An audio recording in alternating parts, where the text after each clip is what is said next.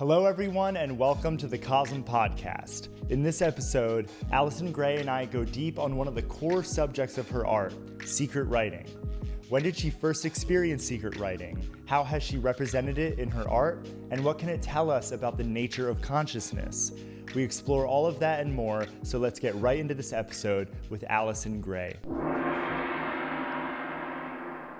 At full moon ceremonies here at CoSM, and whenever you travel around and live paint, one of the questions you most often get is, Allyson, those letters in your writing, what do those mean? What do those mean? How do you respond to that question? You know what I like to respond, and I'm going to do this with you too. It's just, I will tell you how I respond, but before I respond, I like to ask people, just looking at the letters, what do you think they mean? I mean, when you look at them, not knowing what they mean, what do you know? What can you know when you look at them? The way it hit me was, it seems to me to be kind of like a psychedelic representation of the scaffolding upon which all language is structured. Well, I just like to propose that a lot of what you just said comes from what you already know about my work, and not from not knowing anything. Yeah. So when I ask people that, a lot of times what I get from them is that they have the appearance of language. That they says it's called secret writing, but even if they don't know that it's called that, they can see, they look like letter forms. They look, I think people think they look sacred because they look serious. They look like they don't have a lot of flourish. They don't have a lot of decoration.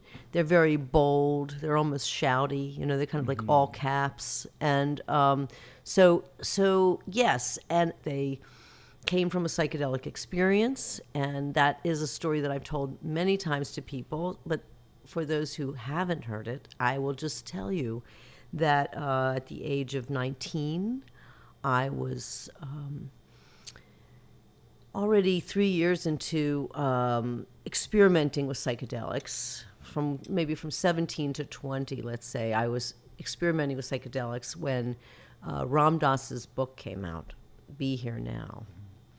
I had been experimenting by climbing mountains and hiking and biking and dancing and doing things with friends a lot of times, even by myself, just watching people. But I never had heard this suggestion until I read the book Be Here Now, that I could go into a dark room and just lie on a comfortable surface, my bed, and vision inwardly and see the white light. The suggestion was to see the white light. And so I was very impressed by this book. It was a handmade book by Ram Dass about his psychedelic experiences. And I tried that, and it satisfied, the three criterion that now is often been tested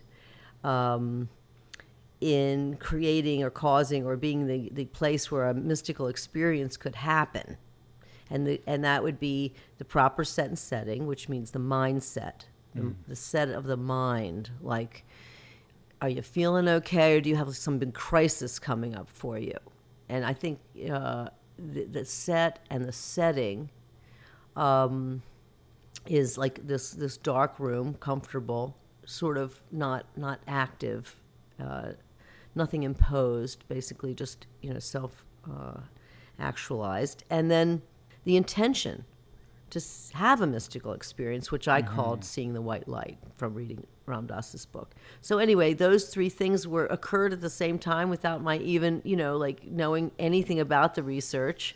And there it was, secret writing all over everything, secret writing wafting through the air, secret writing washing over surfaces and all over my body. So that's when secret writing first came to me, and it became part of my art, because I was an art student and I was an artist all my life. So it became part of my art, but it wasn't the part of my art that I was working on at the time. So it kind of got pushed, like I do it privately, or I do it when I was making things. Like I used to try to sell things like many young artists do, and I would include it in those sorts of pieces rather than in my schoolwork, let's say. So I set it aside, and I sold a lot of greeting cards, and I used to get my work out there, to little gift shops and things like that. So Alex saw it on our second date. I pulled them all out. I pulled out this. I was working on all my gift cards that would do many handmade gift cards with with secret writing, and he was very impressed with that. And he really influenced me to make it a more serious, intention or serious subject. The content of my work became that. And we started to live together in 1975. I knew him since 74, but we were living together end of May 1975. And my show, my master's show was the following year, and that was the subject. And everything in the show was pretty much about secret writing. Yeah, and kind of reproducing that first experience you had. Yeah, but in a very secretive way. I mean, I never told anybody in my school or I didn't tell my thesis advisors, people that were judging my show. And in the writing about my show, I had to write a thesis about my show, and I did not talk about my psychedelic experience because it was very taboo at the time. Different times back then. I didn't come out, you see, until years later about psychedelics, and you would really, it was really hard to find the others. Yeah. You could find the others, but if you found the wrong others, like people, you wouldn't be able to get through your master's thesis at Tufts at that time, talking all about LSD. At least I was too scared to do that. Yeah. So I thought it would, affect my reputation, and I had certain goals. So I hid that thing until way later, talking about secret writing and saying where it originated. Yeah. And but yeah. In that first experience you had with secret writing, did the letters appear as they are currently represented in your work? This very block-like, rectangular kind of shapes? So the secret writing that I saw in my room, my dark room in 1971 was infinite. There were infinite variations. And one of the things that fascinated me about, writing sort of obsessively, this writing in these great blocks that I did 10, sat for the whole year writing, just filling these blocks with writing. And they were all different. Each drawing was unique. There was no repetition in any drawing, but they looked the same. Yeah. So you would look at them 10 in a row and you would think they were all the same, but they were all hand-done and unique. So I was fascinated by that you could do the same thing over and over again and everything was unique. And I've done a lot of series like that where I just keep doing similar things and everyone is different. I just recently got a commission for a chaos piece. I have painted chaos for many years, and swatches of chaos. To me, chaos is like the field, the fabric of the universe in a symbolic form, in my own personal symbolic representation. Yeah. And can take a swatch anywhere, and it's infinite. So each swatch that I've ever done is unique. And if it's hand painted. Yeah, so it's like cut from an infinite cloth. That's right. I think of it like that. And I think that the secret writing is infinite as well. You cannot actually speak or write with infinite symbols because each one has to be identifiable and recognizable by others. That's the paradox that I create in my art. Now, when you were bringing this secret writing experience into kind of a tangible medium, can you tell us a little bit about the process of deciding what the letters looked like what kind of medium you initially used to create them? Well, I was using a rapidograph pen and Strathmore 100% rag 4-ply paper. That's it. I was a minimalist. I came out of the minimalist tradition, so I just used very simple, very few tools to begin with, and still do really. And in order to create a book of writing, rather than handwriting the entire book, I decided I was going to use stampers. And I've said before that Ram Dass's book was made with stampers. So I started working with stampers in my own way. I started with pointing fingers because I was trying to point to the psychedelic experience and that ability to show those, fountains and drains of energy. I used finger stampers, but which is an old symbol. It comes from like medieval times, the pointing finger, and comes through the ages. But anyway, then I thought I would make my alphabet or my letters into an alphabet. And in order to do that, you have to select some of the most recurring symbols that would occur in those vast pages of writing where there was an infinite variety. And it's funny because all of the letters that are in those drawings with rapidograph were boxes. They were basically enclosures.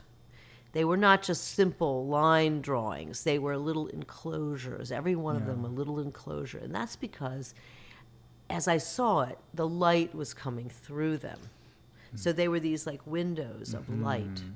So everything in the dark room, there was light, and that was the letters. That was the language, and to me, that represented God. That was God's way of communicating with me. God would communicate with me through symbols, because we communicate with each other through symbols. The only communication that we have is symbolic. Even if it's just a raised eyebrow, it's like a symbol, or an expression on a face. It's a symbol. So, animals no doubt have symbols that we don't understand at all. If a deer lifts their tail, it means something. If they wag it twice, it means something else. We don't know. So our symbols are known and unknown. I don't understand Chinese, and but nobody can know the meaning of my alphabet. I don't know the meaning of my alphabet. The meaning of my alphabet is the inexpressible. It is a symbol system to express the ineffable. And that's the paradox of the work. So when people, say, what are the sounds of the letters? No.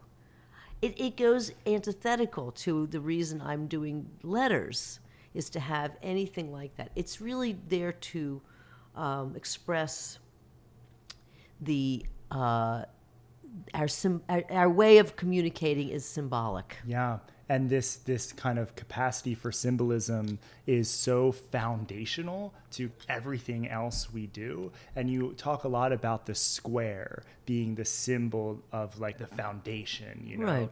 And your secret writing being very kind of square-like with right angles, it gives it this foundational element to it. Well, the square is a mostly, almost always human-made symbol. You find very few squares in nature. I like to, say that the lobster's eye is supposedly a grid, but that's about it. Other fish, no. Other insects, no. There are very few creatures or plant life or anything that comes out as a square. So the human being is the creator of the square, primarily. The perfect square. I mean, it's a platonic shape, but it has the four sides. It's related to buildings. It's related to all things material of the material world. And in being a minimalist, to begin with, I would go to the basics. I would say, okay, I am an artist making symbols in the material world. My symbol is the symbol of the material world, and that's why I started to work with the square. The letters are sometimes squares, but sometimes they are elongated into rectangles as well. Those are the only two fonts that I actually use. They're block, but there's an elongated and there is a square font. So I minimalize, my whole, approach to a symbol system of squares, which includes 100 squares in a unit. So there's 100 squares, 10 by 10, in the unit. and I work with the spectrum in a diagonal fashion. I've tried I have paintings where I was working with horizontals and verticals, but I stick to the spectral array, which has 19 steps. In a 100 square unit, there are 19 diagonal steps, and because the center line is shared by both sides. So I have a 19 color spectrum that I've been working with since 45 years. So I have, but I find a lot of ways to innovate. Yeah. And I have done that, over the years, innovate. It seems like constraint can actually be a tool to enhance creativity, where it's like you've kind of given yourself some of these limits, but you've found so much space to operate, like literally an infinite amount of variations, just with these kind of few simple parameters you've given yourself. Yeah, I think that by finding these parameters, it has given me a way to meditate while making art. So it's almost like, when I saw The Secret Writing and read Be Here Now, the next thing Ram Dass says to do after you've seen the white light is to find a place to meditate and learn to meditate. And I did that immediately. I worked at an Indian restaurant, and I found somebody who knew where meditation was happening, and I went with them on weekends to Yogi Bhajan. Yogi Bhajan turns out to be, I didn't know anything, but he turns out to be the person who brought Kundalini Yoga to America, and it really was a big center and whatever. And I got to be initiated by Yogi Bhajan, which was weird because I'm super, I love being Jewish, but I just felt open to all faiths, and I've always felt open to all faiths. So I meditated with people that were 20 years older than me. I was the youngest person, and they all were so good to me. And in Provincetown, Massachusetts, and I used to go there and do that. So I've been meditating some. I mean, I'm not a great meditator. I don't pretend to be, but I do meditate every day. Yeah. And it's been a great. In addition to my art, I sit and meditate, but my art is a meditation because I just finished a piece with 5mm squares, fields of 5mm squares and triangles. Yeah. People don't understand. I think it's a superpower, frankly. Yeah. I love it, and I get kind of addicted to it, serotonin wise maybe or something. It's just like oh my God, and you just keep doing it. It's such a beautiful thing. This kind of like focus and repetition that it requires seems to be the perfect trigger for kind of like a flow state. Right. You just kind of get into it and you lose yourself, I imagine, in those moments. Right, and that's not so unique when you really think about it, because there are a lot of artists out there that fill space.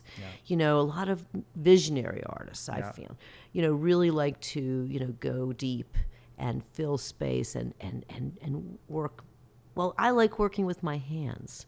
I mean, much of what I do could be done on a computer if I knew how to use Photoshop and whatever. But I've always enjoyed making things, and and I think that in my work is a lot of craftiness.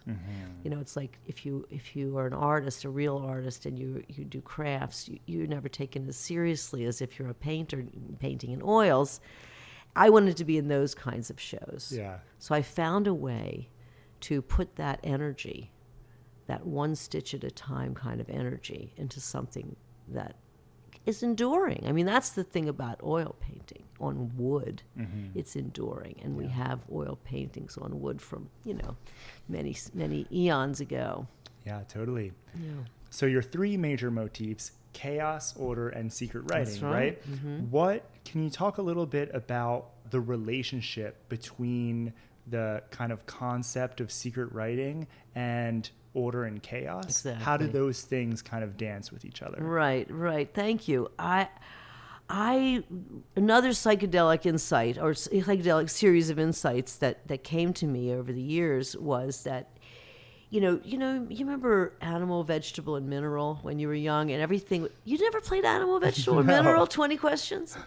Well, everything, when I was growing up, everything was either animal, vegetable, or mineral, and we would have to guess in 20 questions what it was. Well, everything is in my psychedelic reverie was chaos, order, or secret writing.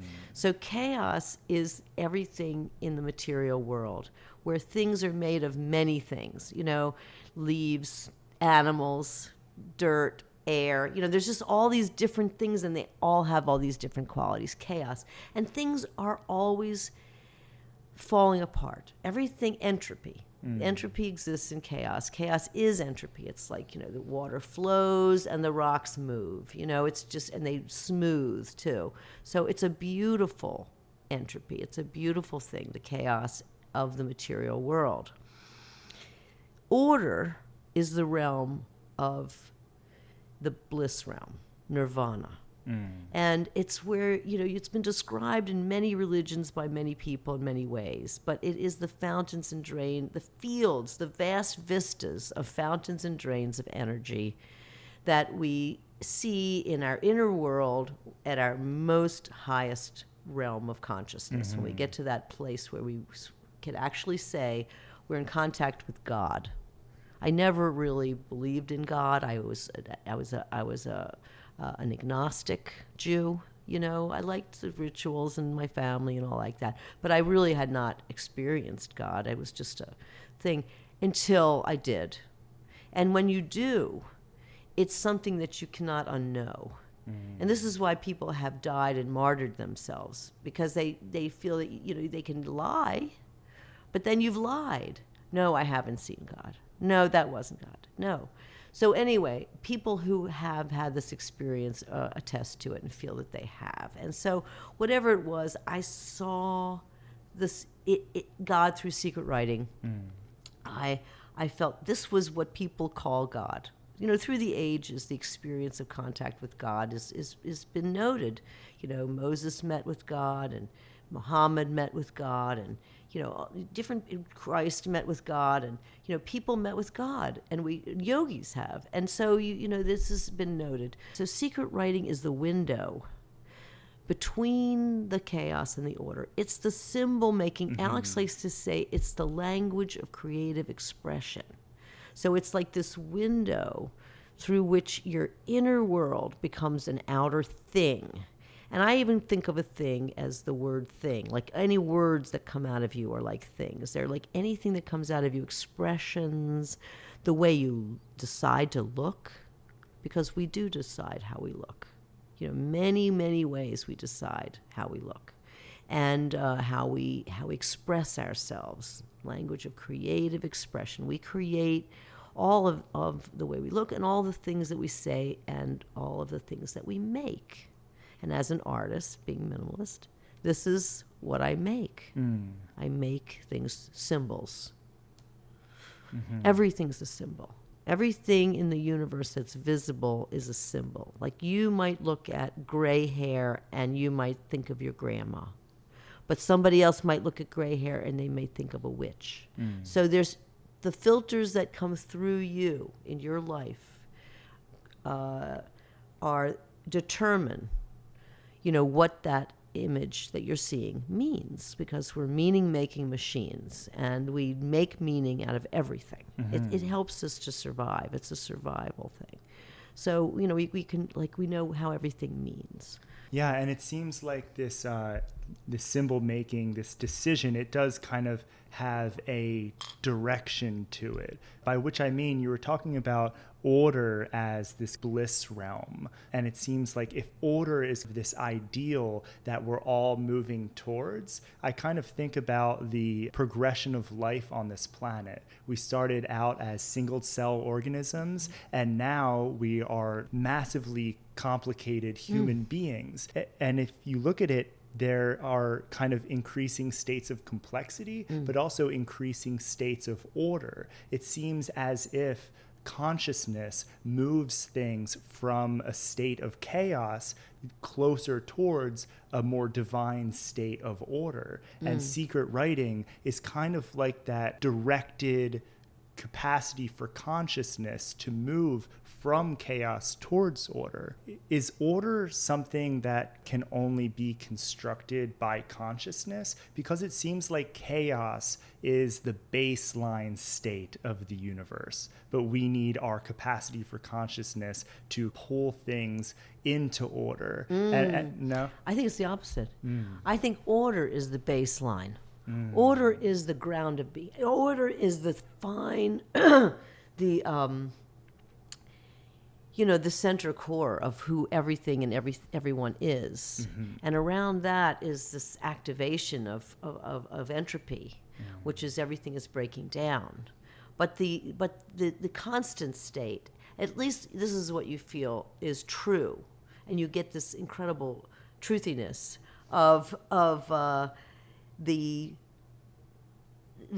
organization and the simplicity and the perfection. That's what it's all about. Is the veil is lifted when you do psychedelics, and you think that this is the fine, energy strands that make up everything. This is what keeps us all flowing and organized together. And when we have spikes, it's because we go out, we just kind of forget the flow. We go outside the flow. The flow is continual and constant. It doesn't ever stop like a river, flows over rocks, takes little particles with it.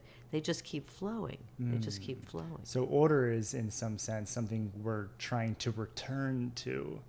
Yeah, I do think it is, or maybe it makes you feel better to realize it. I have to say, you go inside when you meditate, and when you're in that place of bliss, it's this one. It's the now. That's what it is. It's the now.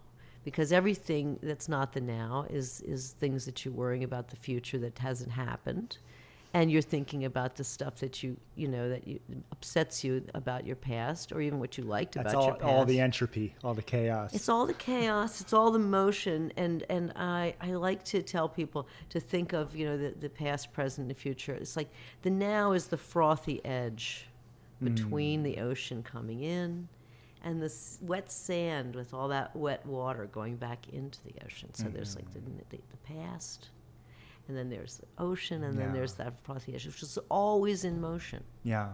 And that's why it's such a practice to nail it, like to get 10 minutes of just absolute, I'm not thinking anything. It is just like it's a lifelong practice. Totally. Yeah.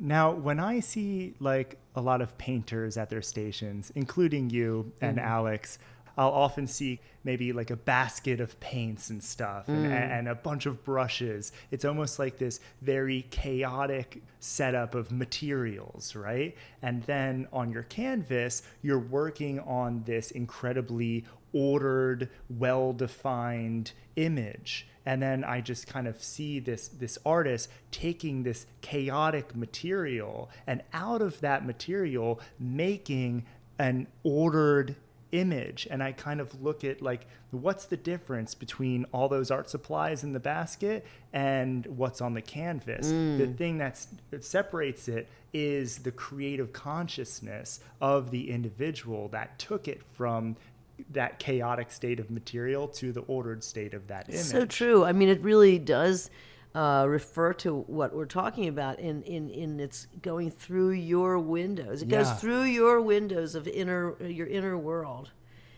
into an organized state, taking all these various tools and all these various materials. It's also interesting to see the ways that different artists work, because I think Alex and I are among definitely not the most organized artists, because I see people where all the colors are all lined up in a spectral array, and that's incredible. It's varying the ways that different people work. But then you have people that just throw all their empty paint tubes in the corner of their workshop, and and they would never walk around in their studio without wearing a pair of galoshes. So it's kind of there's a variety, but because I think all of our paints are all separated, oils on one table and acrylics on another, and fans of brushes have some meaning to us. You know what I mean? These are the symbolic meaning, like, oh, these are all watercolors that are all used up. These are the big long-handled ones that you use when you're doing a big piece. Yeah. So you have them sort of segregated. But it's that's part when of the way our minds work. Yeah, you know? and that's kind of the role of creative consciousness, right? To kind of sort through all of that and make little kind of windows into that bliss realm. That's right. You know? Got to create your windows. That's why so many works of art are, well, they're squares and circles and, they're windows, they're portals. Yeah, totally. I want to ask you kind of a pretty abstract question about chaos, order, and secret writing, particularly in terms of how it relates to different creation myths, or maybe the way some religions have thought of these dynamics.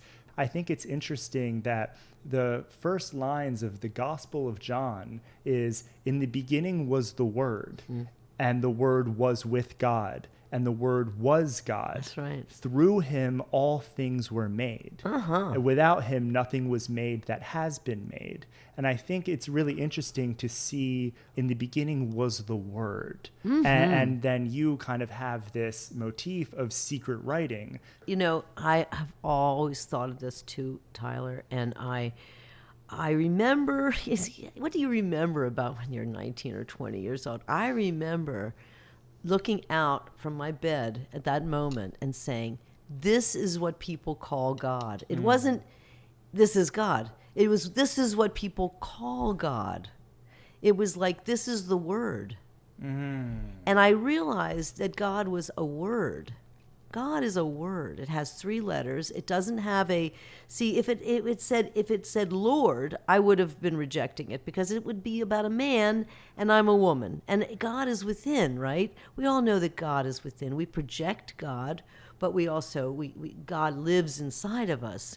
So God doesn't have a gender. God doesn't have a face. In Judaism, God doesn't have a face, and because there's no graven images of God are allowed in the first commandment. Okay, that's the first commandment. So I wouldn't have been able to accept it had it had a face, just because of who I am and what's embedded in my already filtered mind. I wouldn't have been able to see God. But I said, this is what people call God. I got it. This is what people call God, and it so makes sense to me that it came to me as language, because in the Jewish religion, which I grew up in, my filters, the way you receive God is through the Word. You receive it through the Torah. There are countable letters in that Torah, and it's been rewritten for thousands of years, the same. So it's a handwritten document. Still to this day, no edits are made. It is handwritten the same by sophers for thousands of years. So what you're looking at is an ancient work of literature that is updated continually. I mean, it's not updated. It's rewritten as it was continually, and then discussed. And it's like an oracle. It's like everything pertains to it. All the stuff in your life, because it's really a history. It has some miracles thrown in there, and a lot of rules and laws, but it's a history of what happened. And it's and then a bunch of laws, and so precepts, things that you live by, like what should we live by, and it's because I just like to tell people this too about it, because Israel means God wrestler, and Israel is the name of Jacob. Was changed to Israel. So, but anyway, Jacob being an ancestor, but anyway, God wrestler. That means that we're supposed to look at those symbols and have different points of view, and our filters are there for us. Oh, they say you should stone somebody to death. No, we're not doing that. It's not literal. It's what they were talking about in 3,500 years ago, and then we get to, wrestle with that. Yeah. We get to wrestle with it. That's what I do. So and that's what the whole religion is based on. Yeah. And so I feel that it was coming through me at a very, at that age, to wrestle with the meanings of all things and become a spiritual person. I mean, it really changed me from the way I was before that experience, which was a much more sort of politically oriented, protester of a lot of things and activist, artist, to a spiritual artist. And over time, making art about the spiritual became the most important, content for me, subject for my work. Yeah, I think that kind of brings us to another interesting thing to look at, which is sacred writing and the role of writing in different religious traditions. Right. The Egyptians had hieroglyphics, and the root of hieroglyphics means priestly writing. Hieros means priestly or divine. And it was through these images that they not only represented God, but had a relationship with God. Yeah, Daniel saw the writing on the wall. The king had saw the writing on the wall, but couldn't translate it, and none of his wizards could translate it. And there was this writing on the wall; everybody could see it. But Daniel was came out of prison and came up to say, because they knew he could understand things, interpret dreams and things. So he said, "It says," this is what Daniel saw on the wall. You are weighed in the balance and found wanting. Your kingdom is divided and cannot stand. So that was what Daniel interpreted this ineffable writing. Basically the king was divided and couldn't stand.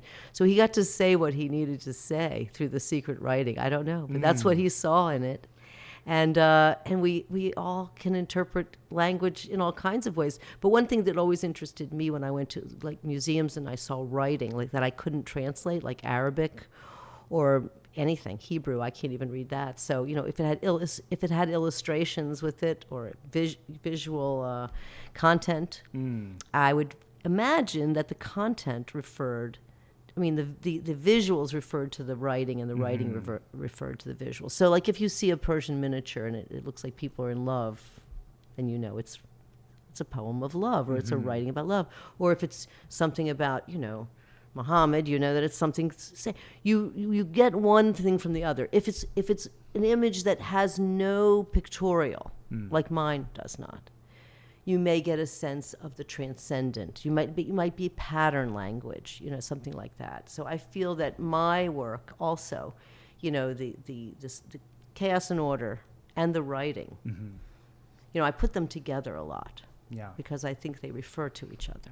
Have you had any secret writing experiences in psychedelics or any other means since then? Has secret writing been a motif that has appeared to you continually throughout your life? Not like that, no.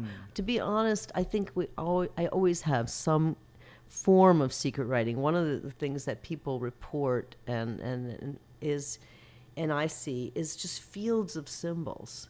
We are so inundated by symbolic material. You know what I mean? If you go driving anywhere, all the words and pictures and billboards and signage, it's something that starts. I remember our daughter could read the word pizza when she was 2 years old. You know what I mean? You're too young to read, but you know what pizza looks like.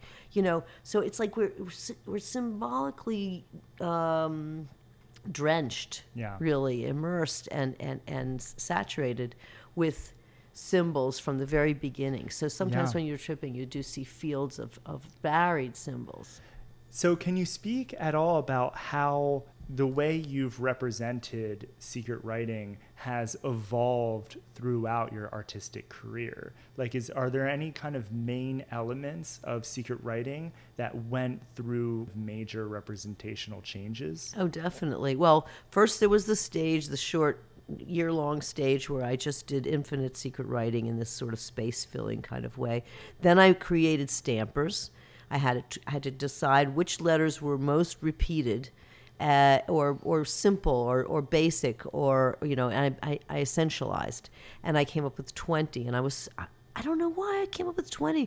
I could have come up with 24, 26, but 20 was the perfect number, because later on I developed the order configuration of the spectrum, which is 10 by 10. So works amazingly together. And then there have been times when I haven't used secret writing for years, really, and gone back to it. Wow. So in recent times, recent decades, actually, I've been sort of trying to work with them together. But sometimes, right now, I'm doing a series of, where I'm working with triangles and triangles and squares together. It's the meditative force that wants me to do more of these sorts of, small, intimate, very, very labor-intensive works. So it's just I'm being very contemplative through the COVID. I think that's part of it. Yeah. And the secret writing is really, it's like the creative force, of creating with others. So, but no, secret writing, I've tried to blend it with the chaos and order. That's one of the ways I've worked with it. And sometimes I just work with order. Sometimes I just work with chaos. Well, what's the takeaway that you hope for people to have from looking at your work? Yeah, I'd like if my secret writing particularly, but any of it, Chaos Order, the secret writing, appeared, say, in New Zealand in 20 years, and somebody had seen it before, they would see it there and they might say, I've seen that before. Whether or not they remember me, my history, my name, anything, they might look at it and it might be embedded enough in their memory that they might say, that looks familiar. And that makes a connection with me and them. It makes a connection with me and people that I don't know. I've lived in country places where with acrylic I've painted on rocks my secret writing, just in the woods somewhere, thinking that somebody might come across and go, I've seen that. So I try to... And aliens have been here. So I like to have it appear in a lot of different ways and make connections with people. That's really what it is. It's a connector without language, without my name, without any language attached to it. Basically, it's a visual connection. Well, I'm really excited for people to be able to connect with your work at Entheon. Yes. When that opens up, you have a beautiful gallery of chaos, order, and secret writing. I just finished painting. Well, I finished my first side of my wall, 6 by 9 foot wall. I've created a secret writing mural. So. Wow. Well, Allyson, I think that's a great place to wrap it up. Thank you so much for exploring this major motif in your art today. I'm honored. I'm really honored. Thank you, Tyler. It was wonderful to be with you. Thanks for tuning in to this episode of the CoSM Podcast. To hear more episodes like this, explore our YouTube page and feel free to like, subscribe, and hit that notification bell to stay updated on future podcasts and broadcasts. Go to shop.cosm.org to explore visionary art, apparel, books, and more. All proceeds support the building of Entheon, Sanctuary of Visionary Art. Much love and see you next time.